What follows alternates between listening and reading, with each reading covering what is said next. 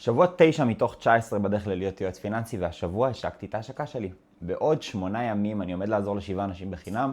עכשיו, מה זה אומר בפועל? אני אתקן אתכם עוד 9 ימים. אבל למי שעדיין לא מכיר אותי, קוראים לי תומר ספיר. אני בן 26 ואני סטודנט לתואר ראשון בכלכלה וייעוץ פיננסי, ובעוד 10 שבועות בדיוק אני הולך להיות יועץ פיננסי מוסמך. אז מבחינת חוקי הפורמט, אנחנו הולכים לדבר על מה שקרה השבוע, ואני אחלק את זה לקטגוריות. אנחנו הולכים להתחיל עם הלימודים שלי.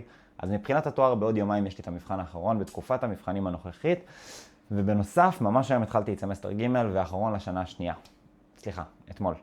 עכשיו, רק שתבינו מבחינת השעות מה שזה דורש בפועל, בגלל המבחנים ובגלל שזה מבחנים שהם יחסית עמוסים, וזה המבחנים גם הכי קשים בתואר, זה לוקח לי 3 שעות ביום, שבשבילי זה המון המון זמן, שאני יכול לבזבז את זה על דברים שהם יותר למעלה בסדר העדיפויות שלי, ואני מת שהתקופה הזאת תיגמר בשביל להשקיע את זה בדברים אחרים שמאוד יותר חשובים לי.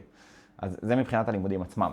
מבחינת הייעוץ פיננסי עצמו, אז סיימתי כבר חצי מהקורס, והאמת שזה סופר מצחיק, כי זה עבר ממש ממש ממש מהר, לא חשבתי שזה יעבור כזה מהר, ואני חייב להגיד שכל הנקודת מבט שלי על עולם הפיננסים השתנתה לגמרי.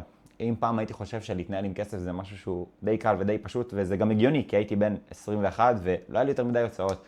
אבל אני יכול להגיד שהראייה שלי היא שונה לגמרי, כי מהרגע שהתחלתי ללוות משפחה שמתי לב שניהול של משק בית זה שונה לגמרי, שמגיע עם התחייבות ועם המון המון המון הוצאות שהן משתנות, וכל מיני הוצאות חריגות, וכל חודש יש בלטם שונה, ופתאום ניהול הוצאות ותקציב זה לא משהו שהוא מותרות, אלא משהו שהוא הכרחי. אז טיפ קטן שלי לכל בן אדם שרואה את הסרטון הזה, אם אתם מתחילים עכשיו את החיים, תתחילו לפעול עם ארגנים פיננסיים טובים כבר עכשיו, כי יגיע היום שזה יקה גם בכם. אז זה מבחינת הלימודים עצמם. מבחינת הרשתות החברתיות התחלתי לשים כסף על שיווק, ואם אתם רואים את הסרטון הזה, כנראה קפצתי לכם לא מעט בשבועיים האחרונים.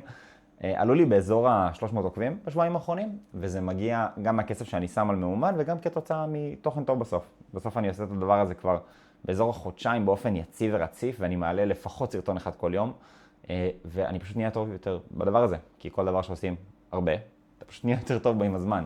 אז אני גם עורך בצורה יותר מהירה, ואני גם מעלה הרבה יותר תוכן. ומבחינת החיים האישיים שלי, אני לא משהו כבר 67 ימים, שמבחינתי זה ניצחון אדיר, בסדר? משהו שלא דמיינתי אפילו שיקרה. מבחינה מנטלית גם יש משהו שחשוב לי לדבר עליו. כשהתחלתי את הקורס ידעתי לאן אני בערך, לא באמת ידעתי, סליחה, לאן אני הולך, לא ידעתי אם אני רוצה להיות שכיר, או אם אני רוצה לפתוח עסק, והיום אני כבר מבין לאט לאט שאני הולך להיות עצמאי, וזה מגיע עם כל מיני דרישות, כי פתאום אני מבין שזה הכל תלוי בי, ואני צריך להשקיע המון המון המון שעות, ואני משקיע כבר היום המון שעות, זה יוצא לי באזור ה-26 שעות בשבוע שאני משקיע רק על שיווק, רק בשביל שתבינו את הסדר גודל, וזה קשה.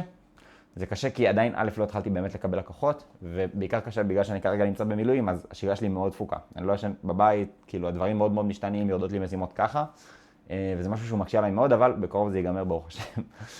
מסקנות, א' לפרגן לעצמי יותר. אני מאוד מאוד ביקורתי כלפי עצמי, אבל מה שעשיתי מאז שהקלטתי כאן את הפרק הראשון שאתם ראיתם, הוא לא מובן מאליו, ואני אפילו לא מדבר על העלייה ברמה, אלא רק על ההתמדה. פשוט לעשות את אותו הדבר במשך חודשיים בלי לפקשש, זה משהו שהוא לא קורה אצל 98% מהאנשים, וזה אחד הדברים בסוף שגורמים לי להגיע לתוצאות שיש לי היום, ולתוצאות שיהיה לי בהמשך. והדבר השני, זה שלעשות טוב זה מדבק. אני כרגע מלווה משפחה, והידיעה מוחלטת שכנראה החיים של האנשים האלה יראו קצת שונים. גם אם זה אפילו קצת, ושלא רק הם, אלא יכול להיות שגם החיים של הילדים שלהם יהיו יותר קלים, בגלל משהו קטן שאני עשיתי, זה משהו שהוא פשוט מטורף.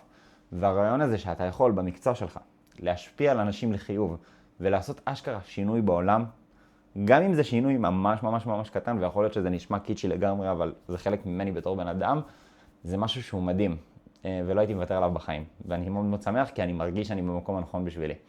וזהו, אנחנו נתראה בשבוע הבא, שזה כבר יהיה השבוע העשירי. עד אז תנו בראש.